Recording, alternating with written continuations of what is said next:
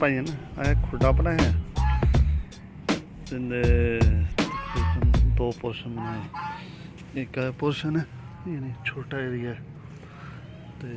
दूसरा लेकिन अंदरों अजे कच्चे ही ने ठीक है कहती छत छुत भी लिप दी उत्ते मुन बनाए ने हुण पता नहीं काहदे लई बनाए ने उत्तां भी ना छत बनाउण लगे हुण तो इट्टां उत्थों कड्ढियां गईयां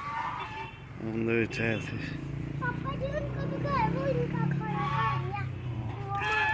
दूसरा जोड़ा बच्चे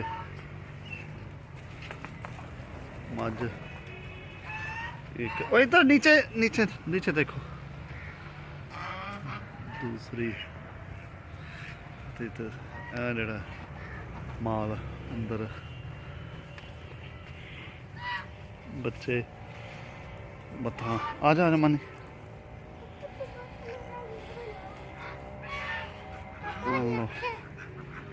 और सामने गावां